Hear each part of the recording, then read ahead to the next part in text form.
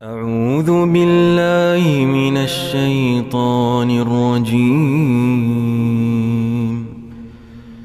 بسم الله الرحمن الرحيم.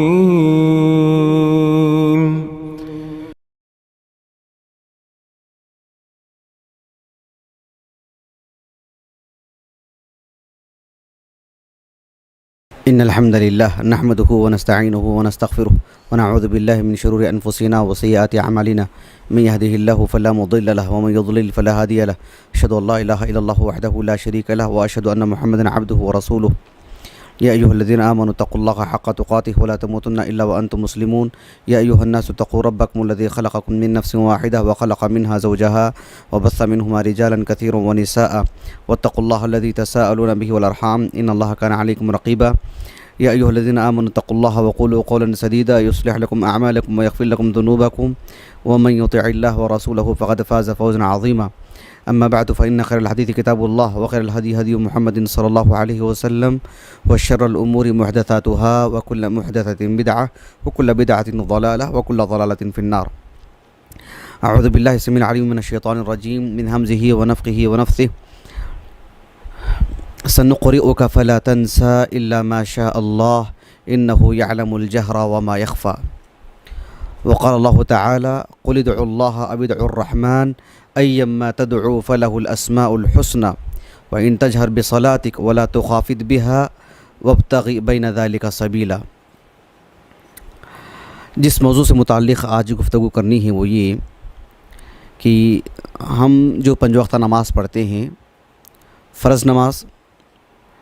جماعت کے ساتھ یا کسی بنیاد پر کسی وجہ سے منفرد ہو کر کے، اور جو نوافل ہیں ان سب میں جو قرات ہوتی ہے وہ قرات جہری بھی ہوتی ہے، سری بھی ہوتی ہے. لیکن جو فرض نمازیں ہیں، پنج وقتہ نمازیں، ان میں کچھ نمازیں ایسی ہیں جس میں سرن ہی قرات ہوتی ہے، جیسے ظہر اور عصر ہے، مغرب کی آخری رکعت اور عشاء کی آخری کی 2 رکعتیں، فجر ہے، مغرب اور عشاء کی ابتدائی 2 رکعتیں ہیں جن میں قرات جہرن ہوتی ہے. لیکن جو شخص مسبوق ہے، یعنی کسی کی فجر کی 1 رکعت چھوٹ گئی ہو،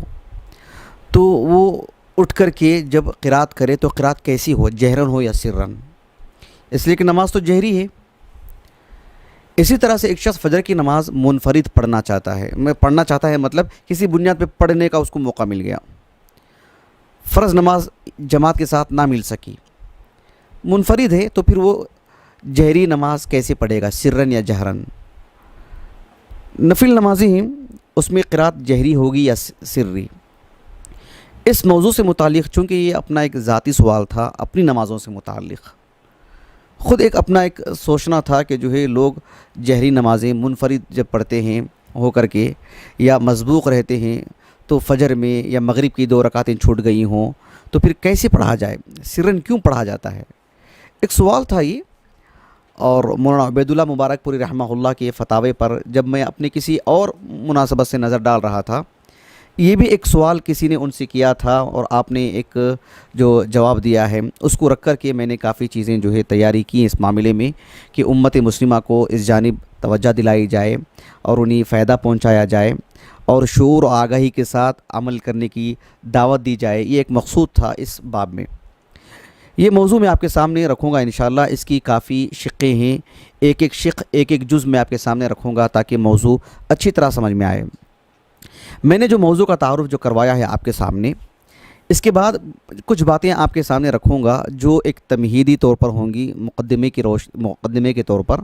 پھر اصل موضوع میں آپ کے سامنے رکھوں گا. نماز میں جو نماز کے جو ارکان ہیں جیسے سجدہ ہے، رکوع ہے، قیام ہے. قیام نماز کا ایک رکن ہے. قیام کی حالت میں اللہ سبحانہ و تعالیٰ نے قرات کو مشروع رکھا ہے. رکوع اور سجدہ یہ بھی نماز کے ارکان ہیں، لیکن اس میں صراحت کے ساتھ آپ علیہ السلام نے قرات کرنے سے روکا. کوئی قرآن کی تلاوت نہیں کر سکتا رکوع میں نہ سجدے میں. قیام جو ہے وہ اس میں قرآن کی تلاوت ہوتی ہے. میں ایک ضمنی بات بتلانا چاہتا ہوں کہ شیخ الاسلام ابن تیمیہ رحمہ اللہ نے یعنی سجدہ یہ زیادہ افضل ہے کہ قیام یہ زیادہ افضل ہے، دونوں میں کون سی چیز افضل ہے، اس کو آپ نے بہت ہی طول دیا آپ نے، اور بہت دلچسپ بحث کیا آپ نے، اور بہت عمدہ لکھا ماشاءاللہ۔ اس میں ایک بات یہ بھی لکھی انہوں نے کہ جو ہے سجدہ افضل ہے اس لیے کہ جو ہے وہ جو شکل ہے وہ قیام ایک شکل ایسی بھی ہو سکتی ہے، آدمی یوں بھی کھڑا ہو سکتا ہے، لیکن سجدہ وہ آدمی یوں ہی نہیں کر سکتا، ایک مقصد کے تحت ہی سجدہ کر سکتا ہے اللہ سبحانہ وتعالیٰ کے لیے۔ قیام آدمی اللہ کے لیے بھی کھڑا ہو سکتا ہے، اپنی عام عادات کے لیے بھی، اپنی ضرورت کے لیے بھی کھڑا ہو سکتا ہے۔ ایک بات یہ بھی کہی ابن تیمیہ نے رحمہ اللہ کہ بعض اہل علم نے کہا کہ قیام افضل ہے اس لیے کہ سجدے میں اللہ کا کلام نہیں پڑھا جائے گا جبکہ قیام میں قرآن کی تلاوت کی جاتی ہے، اس لیے قیام افضل ہے۔ بہرحال ایک وہ ہمارے موضوع سے خارج بحث ہے۔ یہ کہنا چاہ رہا تھا کہ میں کہ جو قیام جب ہوگا تو اس میں قرات ہوگی ہی، قرات جہری ہوگی سری ہوگی یہ ایک الگ موضوع ہے، لیکن قیام جب ہے تو اس میں قرات ہے ہی، بلکہ قرات ایک رکن ہے نماز کا۔ آدمی کو جتنا یاد ہے قرآن، جتنا اس کے لیے ما تیسر، جو اس کے لیے آسانی، جتنا وہ پڑھ سکتا ہے، حتیٰ کہ ایک شخص کو جو ابھی اسلام قبول کیا ہے یا کسی مناسبت سے سورہ فاتحہ بھی یاد نہیں ہے، ایک آیت یاد ہے، تو پھر فقرؤوا ما تیسر من القرآن کے تحت قرات جو ہے وہ قیام کا ایک حصہ ہے اور نماز کا ایک رکن ہے، اس کی رکنیت واضح ہے، بھلے ہی وہ اصل کے اعتبار سے ہمارا موضوع نہیں ہے، ورنہ آپ تفصیلی طور پر پڑھیے گا کہ جو ہے جب ایک شخص نماز پڑھتا ہے جو حالت قیام ہے اس میں جہرن سرن سے ہٹ کر کے قرات مستقل ایک نماز کا رکن ہے، اسی لیے اہل علم نے سورۃ الفاتحہ سے متعلق صاف طور پر لکھا کہ نماز کا ایک رکن ہے یہ، اس کے بغیر نماز نہیں ہوتی ہے، اور جو ہے وہ قرات کے طور پر اس کو پڑھنا چاہیے۔ سورۃ الفاتحہ کے علاوہ کچھ پڑھنا ہے چاہے تو پھر وہ ایک مخیر ہے، وہ شخص پڑھنا افضل ہے، لیکن اس کے بغیر بھی نماز ہو جاتی ہے، لیکن سورۃ الفاتحہ بہرحال وہ بھی اگر یاد نہیں ہے تو کچھ تو بہرحال قرات والی بات تو ہونی چاہیے۔ اسی لیے ہم دیکھتے ہیں کہ اہل علم جو احادیث کی کتابیں جو انہوں نے ترتیب دی ہیں اس میں یعنی مستقل ابواب قائم کیے ہیں کہ باب القراءۃ فی الظہر، باب القراءۃ فی العصر، باب القراءۃ فی المغرب، باب القراءۃ فی العشاء، یعنی قراءت مستقل ایک باب قائم کیا۔ محدثین نے الگ سے ایسی بھی ابواب قائم کیے، بطور مثال ہم امام بخاری کو لیتے ہیں رحمہ اللہ، آپ نے دو الگ الگ ابواب قائم کی، ایک ہے باب القراءۃ فی الظہر، ظہر کی نماز میں قراءت کرنا، عصر کی نماز میں قراءت کرنا، باب القراءۃ فی المغرب، باب القراءۃ فی العشاء، لیکن جب مغرب اور عشاء اور فجر کی بات آتی ہے تو پھر امام بخاری نے دو الگ الگ باب قائم کیے، ظہر کے لیے ایک باب باب القراءۃ فی الظہر، باب القراءۃ فی العصر، لیکن مغرب کے لیے دو باب، پہلا باب باب القراءۃ فی المغرب اور دوسرا باب باب الجہر فی المغرب، عشاء کے لیے باب القراءۃ فی العشاء، دوسرا باب باب الجہر فی العشاء، باب القراءۃ فی الصبح، باب الجہر فی الفجر، ایسے دو الگ الگ باب، کیونکہ اس میں جہرن بھی مستقل ایک الگ چیز ہے۔ تو یہ بات ہمارے سامنے واضح ہو جانی چاہیے کہ قراءت ایک قیام کا ایک حصہ ہے، ایک رکن ہے وہ نماز کا، جہرن سرن کے ساتھ، لیکن قراءت تو ایک ہونی چاہیے۔ اب چلیے ایک اور بات میں آپ کو بتلاتا ہوں، جب پنج وقتہ جو ہماری نمازیں ہیں یا کوئی بھی نمازیں ہوں، بالخصوص پنج وقتہ جو نمازیں ہیں، اس میں جو قیام میں جو قرات ہونی چاہیے، قرات تو ہونی ہی چاہیے، لیکن قرات جہری بھی ہوتی ہے، قرات سری بھی ہوتی ہے۔ یہ اللہ سبحانہ وتعالیٰ نے اپنی جانب سے مشروع کر رکھا ہے، اس میں کسی کا اختیار نہیں ہے، اللہ سبحانہ وتعالیٰ نے ایسے ہی اس حکم کو نافذ فرمایا ہے۔ صحیح بخاری کی ایک کتاب ہے کتاب الاذان، اس میں امام بخاری رحمہ اللہ نے اکرمہ رحمہ اللہ جو عبداللہ بن عباس رضی اللہ عنہما کے تلمیذ بھی ہیں اور آپ کے موالی میں سے بھی ہیں، عبداللہ بن عباس رضی اللہ عنہما کے حوالے سے وہ بیان کرتے ہیں کہ عبداللہ بن عباس رضی اللہ عنہما سے کسی نے پوچھا کہ پنج وقتہ نمازوں میں کچھ رکعتیں ایسی ہیں جس میں بلند آواز سے قرات کی جاتی ہے، کچھ رکعتیں ایسی ہیں جس میں سرن پڑھا جاتا ہے، جیسے فجر ہے، مغرب ہے، عشاء ہے، عشاء کی پہلے کی دو رکعتیں، ظہر عصر ہیں جس میں سرن پڑھی جاتی ہے۔ تو عبداللہ بن عباس رضی اللہ عنہما نے جو جواب دیا، بہت دلچسپ جواب دیا آپ نے کہا کہ قرأ النبی، یعنی قرأ النبی صلی اللہ علیہ وسلم، قرأ کے معنی آتے ہیں جہارا، جیسے کہ ابن حجر نے کہا رحمہ اللہ فتح الباری میں، قرأ النبی صلی اللہ علیہ وسلم فیما امر وسکت فیما امر، سکت یعنی اسرہ کے معنی میں،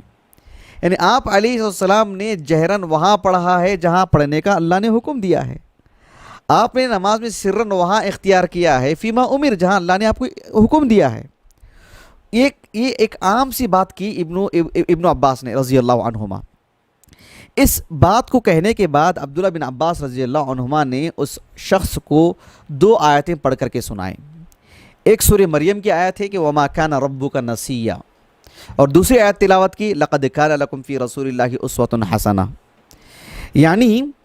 ان 2 آیتوں کو اس حکم کے ساتھ جوڑ کے پڑھنے میں کیا حکمت اور کیا مناسبت ہے؟ امام خطابی رحمہ اللہ، امام خطابی حمد بن محمد امام خطابی رحمہ اللہ، ان کے حوالے سے ابن حجر نے فتح الباری میں لکھا ہے کہ انہوں نے کہا کہ وما کان ربک نسیا کہہ کر کے ابن عباس رضی اللہ عنہما نے یہ کہنا چاہا کہ قرآن مجید میں اللہ سبحانہ و تعالیٰ نے جو کچھ کلیات اور اصول بتلا دیے ہیں اللہ نے بتلا دیے ہیں، کوئی چیز اس میں چھوٹی نہیں ہے، وما کان ربک نسیا، اور جو پوری تفصیلات ہیں وہ رسول اللہ نے بتلا دیے ہیں، لقد کان لکم فی رسول اللہ اسوۃ حسنہ۔ یہ بہرحال انہوں نے مناسبت بیان کی، امام خطابی نے رحمہ اللہ، واللہ اعلم۔ یہ ایک روایت ہے جس روایت میں ہمیں 2 باتیں معلوم ہوتی ہیں کہ یہ جہرن اور سرن یہ رسول اللہ صلی اللہ علیہ وسلم نے اختیار کیا اللہ سبحانہ و تعالیٰ کے حکم سے، اور یہ ایسے ہی ہوگا۔ ایک اور حدیث آتی ہے جو صحیحین میں ہے، متفق علیہ روایت ہے، صحیح بخاری میں بھی صحیح مسلم میں بھی۔ صحیح بخاری میں کتاب الاذان میں اور صحیح مسلم میں کتاب الصلاۃ میں روایت موجود ہے۔ ایک تابعی ہیں، عظیم تابعی، جلیل القدر تابعی، مکہ کے رہنے والے، عطا بن ابی رباح رحمہ اللہ، وہ ابو ہریرہ رضی اللہ عنہ کے حوالے سے کہتے ہیں کہ ابو ہریرہ رضی اللہ عنہ نے فرمایا کہ اللہ کے رسول علیہ الصلاۃ والسلام نے کہا، 2 طرح سے الفاظ ہمیں ملتے ہیں۔ صحیح بخاری میں جو الفاظ ہیں اس روایت کے، اس میں یہ بات آتی ہے کہ لا صلاۃ الا فیما یقرأ، کوئی نماز ایسی نہیں ہے جس میں تلاوت نہ کی جائے، الا ہے کہ اس میں تلاوت کی جاتی ہے تو پھر وہ رکعت شمار کی جائے گی، یہ معنی اس کا۔ صحیح مسلم کے اندر اور صراحت ہے کہ فی کل صلاۃ تقرأ، یعنی فی کل رکعت کے معنی میں۔ ایک تو یہ بات ہو گئی ہے جس میں ہم نے کہا کہ قرات تو بہرحال ہونی چاہیے۔ اب رہا 5 وقتہ نمازوں میں کبھی سرن کبھی جہرن، تو ابو ہریرہ رضی اللہ عنہ نے اپنے تلامذہ سے کہا کہ اعلنا یا اسمعنا لکم فیما اسمعنا رسول اللہ صلی اللہ علیہ وسلم، آپ علیہ السلام نے اپنی 5 وقتہ نمازوں میں جس رکعت میں ہمیں پڑھ کر کے سنائے جہرن، ہم بھی آپ کو اسی رکعت میں پڑھ کے سناتے ہیں جہرن، فجر کی 2 رکعتوں میں ویسے۔ اور آپ علیہ السلام کے بارے میں کہیں وما اخفا علینا اخفیناکم، آپ اخفینا علیکم، آپ علیہ السلام نے جن رکعتوں میں ہمیں آہستہ سے پڑھا، یعنی مطلب بلند آواز سے نہیں پڑھا، ہم انہی رکعتوں میں آپ کے لیے بھی اخفینا علیکم، یعنی ہم اس کو قرات چھپا کر کے پڑھتے ہیں، اپنے تئیں پڑھتے ہیں، بس اپنے لیے سنانے کے لیے۔ یہ فرق کر کے بتلایا ابو ہریرہ نے رضی اللہ عنہما۔ اسی لیے المجموع جو کتاب ہے امام نووی کی رحمہ اللہ، آپ نے لکھا کہ مذہبنا و مذہب کافۃ العلماء، کہ ہمارا نقطہ نظر اور سبھی علماء کا نقطہ نظر یہی ہے کہ قرات بہرحال ہونی چاہیے، قرات سے متعلق وجوب کے ہی قائل ہیں سبھی علماء۔ یہ امام نووی رحمہ اللہ نے لکھا ہے المجموع میں۔ یہ بات جو میں نے آپ کے سامنے ذکر کی، 2 باتیں ہم نے آپ کے سامنے رکھی، ایک ہے کہ قیام میں بہرحال قرات ہونی چاہیے، اور قرات میں فرق ہے، بعض رکعتوں میں آپ نے جہرن پڑھا اور بعض رکعتوں میں آپ نے سرن پڑھا۔ یہاں تک بات مفصل ہو چکی ہے، اب میں آگے کی بات اصل موضوع کو لے کر آپ کے سامنے رکھتا ہوں۔ ہم جو نماز پڑھتے ہیں فرض نماز ہے اور نفل نماز ہے۔ فرض نماز کی جب بات کرتے ہیں تو اس میں 2 حالتیں ہو سکتی ہیں۔ ایک حالت وہ ہے جو اجتماعی حالت ہے، جماعت کے ساتھ جو ہم نماز پڑھتے ہیں۔ ایک وہ حالت ہے جب ایک شخص منفرد ہو کر کے فرض نماز پڑھتا ہے۔ میں فرض نماز کی بات کر رہا ہوں کیونکہ فرض نماز میں کچھ رکعتیں ایسی ہیں جس میں جہرن پڑھنا ہے، کچھ رکعتیں ایسی ہیں جس میں سرن پڑھنا ہے۔ اور فرض نماز کی بات کرتے ہیں تو 2 حالتیں، یا تو اجتماعی طور پر جماعت والی جو نماز ہوتی ہے وہ، یا انفرادی طور پر جو شخص پڑھتا ہے وہ۔ اب چلیے ہم اجتماعی طور پر جو بات ہوتی ہے وہ آپ کے سامنے رکھتے ہیں کہ اجتماعی طور پر فرض نماز ہے اور جماعت کے ساتھ ہو رہی ہے، اس میں کیا موقف ہونا چاہیے۔ اس بارے میں اہل علم یہی کہتے ہیں کہ جو فرض نماز ہے جیسے فجر کی نماز، مغرب کی ابتدائی 2 رکعتیں، عشاء کی ابتدائی 2 رکعتیں، جمعہ کی نماز، ان سب نمازوں میں قرات جہرن ہونا چاہیے اس صورت میں جبکہ اجتماعی طور پر نماز پڑھی جائے، جماعت کے ساتھ نماز ہو۔ بات اچھی طرح واضح ہو جا رہی، غلط ملت مت کیجئے، جماعت والی نماز کی میں بات کر رہا ہوں۔ جہاں تک مسئلہ جماعت والی نماز کی بات ہے تو یہ جو بھی رکعتیں جس میں جہرن پڑھنا مشروع ہے، اللہ کے رسول سے ثابت ہے صلی اللہ علیہ وسلم، اس سلسلے میں امام نووی رحمہ اللہ نے المجموع، جو ابو اسحاق الشیرازی کی جو شرح المہذب ہے، اس پر جو شرح لکھی ہے امام نووی رحمہ اللہ نے المجموع، تو اس میں امام نووی رحمہ اللہ نے یہ بات لکھی ہے کہ اس سلسلے میں یعنی اجماع المسلمین، یہ لفظ آپ نے استعمال کیا کہ اجماع المسلمون، مسلمانوں کا اس بات پر اجماع ہے کہ فجر کی نماز جہرن پڑھی جائے اگر جماعت والی نماز ہو تو، جمعہ کی نماز جہرن پڑھی جائے، وہ تو اجتماعی نماز ہی ہے، مغرب کی 2 رکعتیں جہرن ہی پڑھی جائیں کیونکہ وہ اجتماعی نماز ہے، جماعت کے ساتھ پڑھی جا رہی ہے۔ یعنی اس معاملے میں کہا انہوں نے کہ وَهَذَا كُلُّهُ یعنی اجماع المسلمون، ایسا لفظ انہوں نے اختیار کیا ہے، یعنی اجماع المسلمون یا باجماع المسلمین، یہ دونوں میں سے کوئی ایک لفظ انہوں نے استعمال کیا ہے، آپ مراجعہ کر لیں۔ یہ ایک بات ہو گئی ہے۔ یہ بات کہنے کے بعد شیخ محمد ناصر الدین البانی رحمہ اللہ کی جو ارواء الغلیل جو کتاب ہے الارواء، اس میں حدیث نمبر 340/5 345 بالضبط میں جو یہ نمبر یاد رہ گیا مجھے، تو اس حدیث کی تخریج کرنے کے وقت میں جو باتیں شیخ البانی رحمہ اللہ نے لکھی ہیں، حدیث کی تخریج بھی کی ہے، لیکن اس مسئلے کو لے کر کہ فجر کی نماز،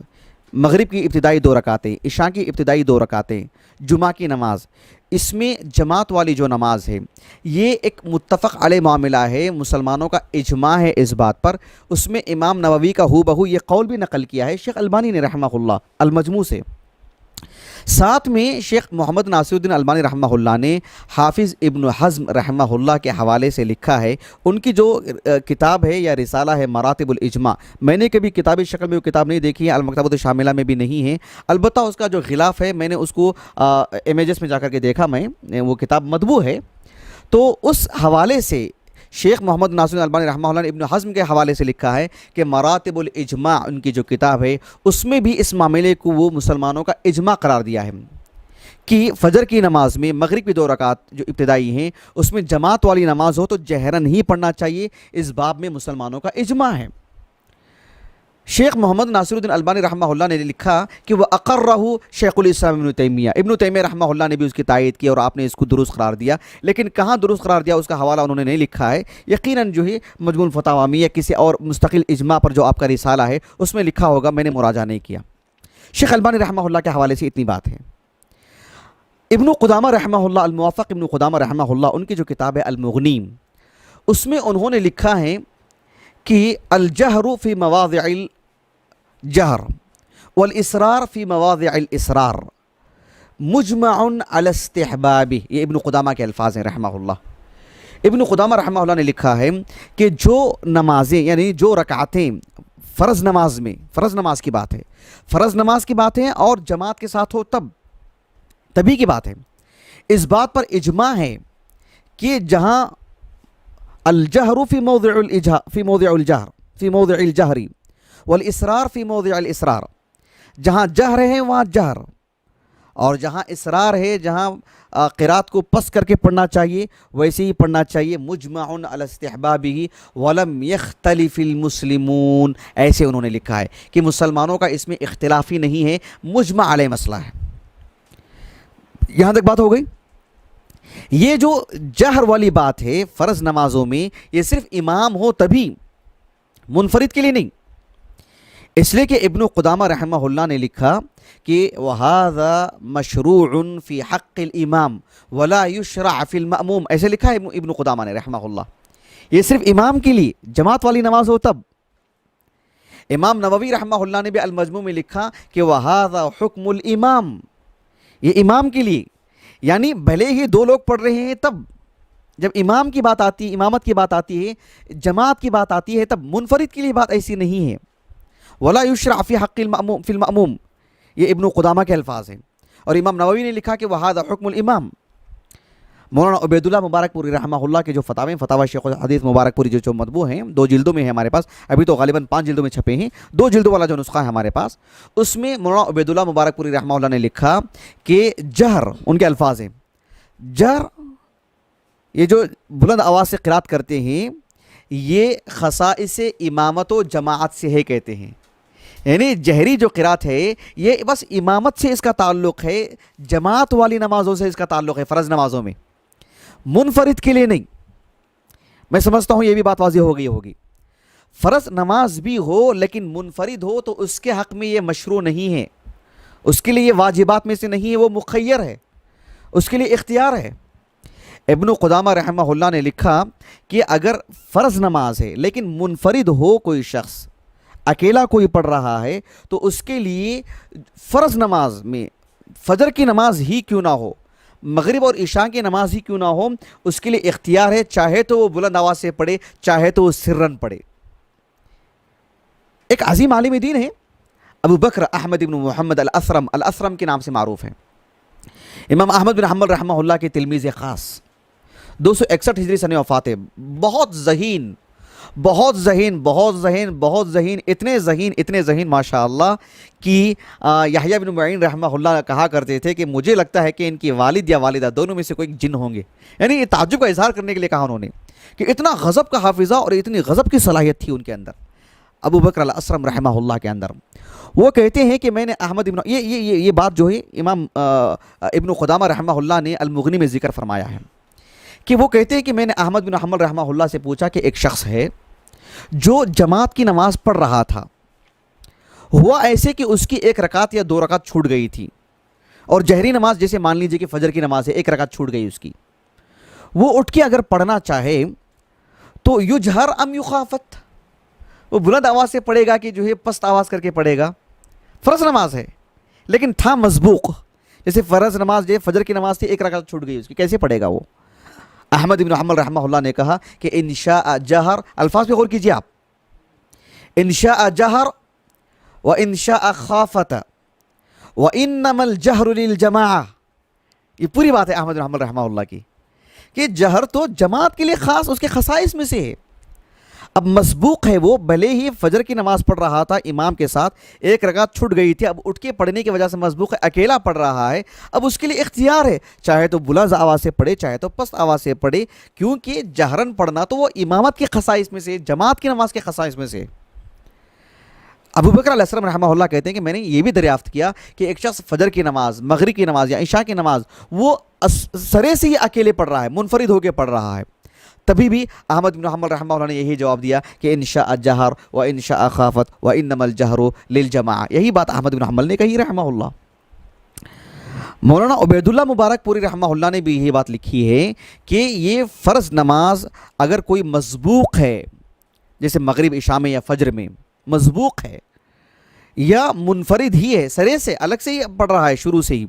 تو اس کے لیے اختیار ہے، چاہے تو بلند آواز سے پڑھے چاہے تو وہ پست آواز سے پڑھے۔ البتہ امام نووی رحمہ اللہ نے کہا کہ ہمارے نزدیک فیسن عندنا الجہر، کہ ہمارے نزدیک جہرن پڑھنا مسنون ہے لیکن واجبات میں سے نہیں ہے۔ البتہ امام ابو حنیفہ رحمہ اللہ کے حوالے سے یہ بات لکھی گئی ہے المغنی میں بھی، اور مولانا عبیداللہ مبارک پوری نے بھی نقل کیا ہے، اور المجموع میں امام نووی بھی نے نقل کیا ہے کہ انہوں نے جہرن پڑھنے کو بہتر اور افضل جانا، اس لیے کہ وہ امامت کے مشابہ، یعنی وہ امام فرض نماز ہے تو گویا کہ اس کی حیت وہ وہی رہتی ہے فرض نماز کی طرح، تو اس میں وہ امام کے بالکل قریب ہو کر کے پڑھے، اس کی شکل اختیار کرے، یہ معنی، یہ مقصود امام ابو حنیفہ کا رحمہ اللہ۔ البتہ ہندوستان کے جو عظیم ادارہ ہے احناف کا، دارالعلوم دیوبند، وہاں سے جو فتویٰ چھپا ہے فتاویٰ دارالعلوم دیوبند کے نام سے، بھلے ہی وہ ایک فرد کا فتاوے ہیں، مولانا عبدالعزیز عثمانی رحمہ اللہ،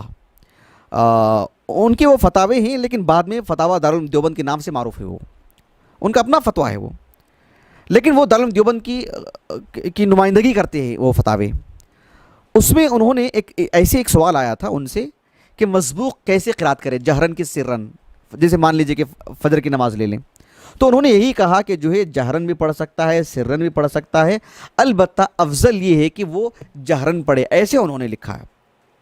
خلاصہ کلام یہ ہے کہ جو راجح قول کے مطابق سرن پڑھنا بہتر ہے، اس لیے کہ اگر مسبوق ہیں، مان لیجئے کہ فجر کی نماز ہے، 20 لوگ مسبوق ہیں، سب جہرن پڑھیں گے تو ایک شور شرابہ ہوگا، ایک غوغا ہوگا، کوئی رکوع میں ہوگا، کیونکہ ایک شکل تو نہیں ہوگی نا، کوئی قرات کر رہا ہوگا، کوئی دوسرا رکوع میں چلا گیا ہے، اور کوئی جو ہے مطلب کیا کچھ ہوگا۔ جو لوگ اوراد و وظائف میں رہتے ہیں ان کے لیے بھی ایک خلل سی بات ہوگی، اگر مسجد میں 20 لوگ جا رہے ہیں اور جا کر کے جو انفرادی طور پر فجر کی نماز پڑھ رہے ہیں، مطلب کیا ہوگا، ایک عجیب سا ہنگامہ ہوگا۔ بہرحال یہی بہتر ہے کہ جو سرن پڑھا جائے، کیونکہ جہرن پڑھنے سے متعلق کوئی نص نہیں اور وجوب کا تو کوئی قائل نہیں ہے، مولانا عبید اللہ مبارک پوری کے بقول رحمہ اللہ۔ یہاں تک بھی ایک بات ہو گئی۔ چلیے ایک اور بات میں آپ کے سامنے رکھتا ہوں، یہ تو فرض نماز سے متعلق تھی، یعنی فرض نماز سے متعلق یہ بات تھی کہ اجتماعی طور پر الگ بات ہے، اس لیے کہ جہرن امامت کے اور جماعت کے خصائص میں سے ہیں، منفرد اور مسبوق ہوں گے تو کیا ہوگا، وہ بھی بات آ گئی۔ جہاں تک مسئلہ تکبیر اور تسمیع کا ہے، جیسے اللہ اکبر، سمع اللہ لمن حمدہ، یہ جو کہتے ہیں یہ بھی اسی کے تابع ہیں قرات کے، کہ وہ بھی امامت کے خصائص میں سے ہیں، منفرد پڑھیں تو آہستہ اللہ اکبر، آہستہ اپنے بارے میں اپنے حد تک سنانے کے لیے کہے۔ چلیے نفل نمازوں سے متعلق میں آپ کے سامنے بات رکھتا ہوں۔ اگر کوئی شخص نفل نماز پڑھ رہا ہے تو اس میں وہ جہرن پڑھے گا کہ سرن پڑھے گا، تو آپ کو اچھی طرح یہ بات معلوم ہو جانی چاہیے کہ اہل علم نے نصوص کی روشنی میں، وہ نصوص بھی میں آپ کے سامنے رکھوں گا، یہ بات کہے ہیں کہ جہاں تک مسئلہ نوافل کا ہے تو اس میں بھی فرق کرنا پڑے گا۔ نوافل جو ہیں وہ بکثرت ہیں، لیکن اس میں فرق کرنا پڑے گا۔ فرق کس اعتبار سے؟ دن کی نوافل اور رات کی نوافل میں فرق کرنا پڑے گا۔ دن کی نوافل میں جہرن رسول اللہ سے ثابت ہی نہیں ہے صلی اللہ علیہ وسلم، اور رات کی جو نوافل ہیں اس میں بندے کو اختیار ہے۔ سید سابق رحمہ اللہ مصر کے ایک عالم دین، 1915 ان کا سن ولادت ہے، 2000 سن وفات ہے، ایک بہت ہی بڑے عالم، مشہور عالم، اور فقہ السنہ بہت مشہور کتاب ہے ان کی، تو اس میں انہوں نے لکھا ہے جو نماز کے جو سنن اور فرائض ہیں اس ضمن میں انہوں نے لکھا ہے کہ کہاں سرن پڑھنا چاہیے، کہاں جہرن پڑھنا چاہیے۔ تو انہوں نے لکھا کہ فجر کی نماز ہے، 5 وقتہ نمازوں میں، مغرب کی نماز ہے، عشاء کے 2 رکعت ہیں، مغرب کے 2 رکعت ہیں، جمعہ کی نماز ہے، ان سب میں جہرن پڑھنا چاہیے۔ بقیہ فرض نمازوں میں بھی جو ظہر ہے، عصر ہے، اس میں سرن پڑھنا چاہیے۔ یہ پوری بات لکھنے کے بعد سید سابق رحمہ اللہ نے لکھا کہ وَأَمَّا النَّوَافِلُ فَالنَّهَارِيَّةُ وَأَمَّا النَّوَافِلُ، کہا کہ فَالْجَهْرُ، ایسے کچھ الفاظ ہیں ان کے کہ جو بھی نوافل ہے، وَأَمَّا بَقِيَّةُ النَّوَافِلُ لَا جَهْرَ فِي النَّهَارِيَّةِ، ایسے انہوں نے لکھا، وَأَمَّا النَّوَافِلُ لَا جَهْرَ فِي النَّهَارِيَّةِ، نوافل کی اگر بات کرتے ہیں تو لا جہر فی النہاریہ، دن کی نمازوں میں جہر نہیں ہے، ثابت ہی نہیں اللہ کے رسول سے صلی اللہ علیہ وسلم۔ وَأَمَّا اللیلیہ فَفِيهَا الْخِيَارُ، جہاں تک مسئلہ رات کی نوافل ہیں تو اس میں اختیار ہے، چاہے تو انشاء جہر و انشاء خافت، یا وہ انشاء اسرا، یا وہ سرن پڑھے جہرن پڑھے، والافضل التوسط، یہ ان کا لفظ ہے۔ شیخ البانی رحمہ اللہ کے ایک شاگرد ہیں شیخ حسین ابن عودہ العوائشہ حفظہ اللہ، ان کی جو کتاب ہے الموسوعہ الفقہیہ المیسرہ فی فقہ الکتاب والسنہ المطہرہ، اس میں شیخ سید سابق رحمہ اللہ کا عنوان، اس کے بعد کی پوری عبارتیں ہو بہو انہوں نے نقل کی ہیں، اور حاشی میں لکھا ہے کہ یہ سید سابق کی فقہ السنہ سے نقل کی گئی عبارتیں، ایسے انہوں نے لکھا ہے، وہی بات انہوں نے مکمل طور پر نقل کی ہے۔ شیخ محمد ناصر الدین البانی رحمہ اللہ کی جو بہت ہی معروف کتاب ہے نماز سے متعلق، اصل صفت صلاۃ النبی، جو 3 جلدوں والی میں اس کی بات کر رہا ہوں، اصل صفت صلاۃ النبی، اس میں اس موضوع سے متعلق 10 صفحات پر طویل انداز میں لکھا ہے شیخ البانی نے رحمہ اللہ، 10 صفحات پر مشتمل، یعنی آپ اندازہ لگائیے شیخ البانی رحمہ اللہ کی ایک ایک عبارت میں علم کا سمندر ہوتا ہے۔ 10 صفحات پر آپ نے لکھا ہوگا تو آپ نے کتنی چیزیں اس میں لکھی ہوں گی، اللہ اکبر، یعنی پوری قرات سے متعلق، نماز میں قرات کہاں کہاں ہوتی ہے، قرات کس کس طرح سے ہونی چاہیے، مفصل آپ نے لکھا ہے۔ اس موضوع سے متعلق بھی آپ نے لکھا۔ شیخ البانی رحمہ اللہ نے ایک عالم کا نام لکھا ہے کہ عبد الحق، یہ عبدالحق الاشبیلی ہیں اندلس کے، یہ عبدالحق جو دہلوی ہیں کون ہیں واللہ عالم، مجھے اس کا علم نہیں ہو سکا، لیکن ان کی کتاب التہجد، اس کتاب کے حوالے سے شیخ البانی رحمہ اللہ نے لکھا کہ جہاں تک مسئلہ وہ نوافل جو دن سے متعلق ہیں، جو دن میں پڑھی جانے والی نوافل ہیں، کہا کہ فلم یصح عنہ صلی اللہ علیہ وسلم فی النہار جہر ولا اسرار، کہا کہ آپ علیہ السلام سے دن کی اگر نوافل کی بات کرتے ہیں تو نہ جہر ثابت ہے نہ سرن ثابت ہے، ثابت نہیں ہے اللہ کے رسول سے. کہا کہ والاظہر فیہا یسر، کہ ظاہر یہی ہے، اغلب یہی ہے، احادیث سے یہی بات معلوم ہوتی ہے کہ آپ علیہ السلام نے دن کی جو نوافل تھی اس میں آپ نے سرن ہی پڑھا ہے، آپ نے جہرن نہیں پڑھا ہے. یہ شیخ البانی رحمہ اللہ نے نہ یہ کہ ان کی عبارت نقل کی ہے، بلکہ ان کی عبارت گویا کہ ایک موافقت میں نقل کی ہے شیخ البانی نے رحمہ اللہ، اور گویا کہ تائیدن نقل کی ہے شیخ البانی نے رحمہ اللہ کہ دن کی جو نوافل ہیں اس میں جہرن ثابت نہیں ہے رسول اللہ سے صلی اللہ علیہ وسلم. البتہ شیخ البانی رحمہ اللہ نے یہ بات کا اضافہ ضرور کیا ہے، اور بہت ہی مفید اضافہ انہوں نے کیا ہے کہ دن میں رسول اللہ سے جو نوافل ہیں جہرن ثابت تو نہیں ہیں، ہاں وہ نمازیں جس میں جہرن ثابت ہیں جیسے صلاۃ العیدین ہیں، یعنی فرض کے علاوہ کی نماز ہے وہ، اور اسی طرح سے صلاۃ الکسوف ہے، صلاۃ الخسوف ہے، وغیرہ وغیرہ. اس طرح کی نمازوں میں جو رسول اللہ صلاۃ الاستسقاء ہے، ان نمازوں میں جو جہرن ثابت ہے وہ. اس کے علاوہ کہ عام جو نوافل ہیں اس میں رسول اللہ سے جہرن ثابت نہیں ہے صلی اللہ علیہ وسلم، اور یہی حق ہے. لا جہر فی النہاریہ، یہ تو بالکل مؤکد لفظ ہے، وہ تاکید کے ساتھ انہوں نے لکھی ہے سید سابق نے رحمہ اللہ. یہ تو بات ہو گئی جہری نمازوں سے متعلق جو کہ دن سے متعلق ہیں. البتہ اس تعلق سے کچھ احادیث بھی ملتی ہیں جس میں یہ بات آتی ہے، جیسے یعنی صلاۃ النہاری عجمہ یعنی اس جانور کو بولتے ہیں جو لا یتکلم، گویا کہ جہری نماز جو دن کی ہیں اس میں نہیں پڑھنا چاہیے، صلاۃ النہاری عجمہ. شیخ محمد ناصر الدین البانی رحمہ اللہ نے اس روایت کو جو ہے مطلب ضمناً نقل کیا سلسلہ الاحادیث الضعیفہ میں، مرکزی طور پر نہیں، ایک حدیث کی تخریج کرتے ہوئے ضمناً لے کر کے آئے ہیں، یہ بتلانے کے لیے کہ امام نووی رحمہ اللہ نے المجموع میں اس حدیث کو ذکر کر کے امام نووی نے کہا کہ یعنی یہ حدیث باطل ہے، ثابت نہیں اللہ کے رسول سے صلی اللہ علیہ وسلم. شیخ البانی رحمہ اللہ نے بھی لکھا کہ لا اصل لہ، یہ ثابت ہی نہیں.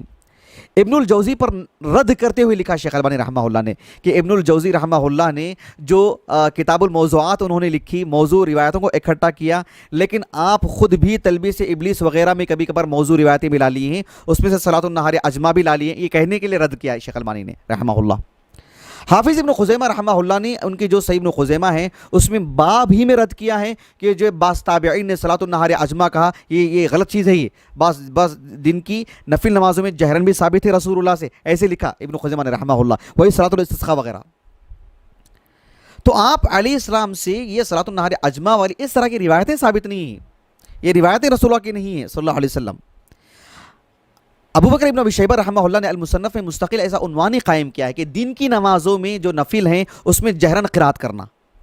اور اس میں کچھ آپ نے روایتیں لے کر آئے ہیں. شیخ البانی رحمہ اللہ نے لکھا ہے کہ تقریباً روایتیں ضعیف ہیں وہ، لیکن اس میں ایک روایت آتی ہے جو سعید ابن جبیر رحمہ اللہ کے حوالے سے لکھا ہے. ابن ابی شیبہ رحمہ اللہ نے اپنی سند سے سعید بن جبیر جو تابعی ہیں وہ کہتے ہیں کہ عبداللہ بن عمر بن خطاب رضی اللہ عنہ نے ایک شخص کو دیکھا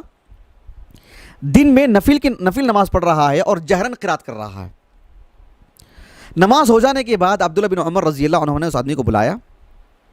بلا کر کے کہا کہ ان صلاۃ النہار لا جہر فیہا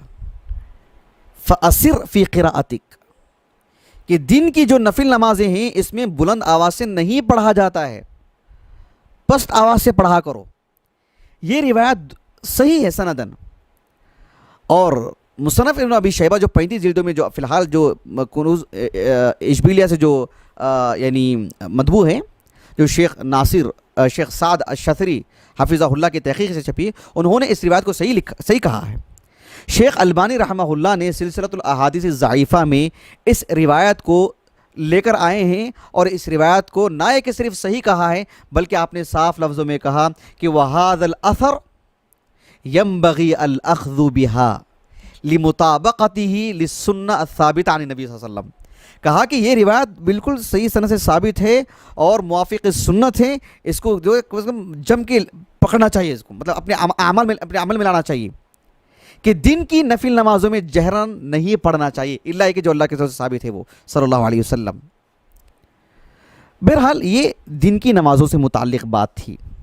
رہا مسئلہ رات کی جو نوافل ہیں اس میں بندے کو اختیار ہے، چاہے تو بلند آواز سے پڑھے چاہے تو پست آواز سے پڑھے، لیکن بہتر یہ ہے کہ متوسط درجے کا انداز ہو. ایک حدیث مبارکہ ہے سنن ابی داؤد میں بھی اور سنن ترمذی میں بھی. امام ترمذی رحمہ اللہ نے اس روایت کو لا کر کے جو عنوان قائم کیا ہے کہ باب القراءۃ فی صلاۃ اللیل، لیکن امام ابو داؤد رحمہ اللہ نے جو عنوان قائم کیا ہے وہ اس سے زیادہ بہتر ہے کہ باب رفع الصوت فی صلاۃ اللیل. گویا کہ آپ یہ بتانا چاہ رہے تھے کہ امام ابو داؤد رحمہ اللہ کہ جو نوافل کا جو تعلق جو رات سے ہے اس میں جہرن بھی ثابت ہے بنسبت دن کا، گویا کہ رد کر رہے ہیں آپ. اس میں جو حدیث لائے ہیں وہ بہت ہی معروف حدیث ہے کہ عبداللہ بن رباح ایک تابعی ہیں، وہ کہتے ہیں کہ ابو قتادہ الانصاری رضی اللہ عنہ صحابی رسول حارث بن ربعی جن کا نام ہے، وہ کہتے ہیں کہ آپ علیہ الصلاۃ والسلام نے فرمایا کہ میں رات میں میرا گزر ہوا، میں نے دیکھا کہ ابو بکر رضی اللہ عنہ نماز پڑھ رہے تھے اور اس میں پست آواز سے قرات کر رہے تھے،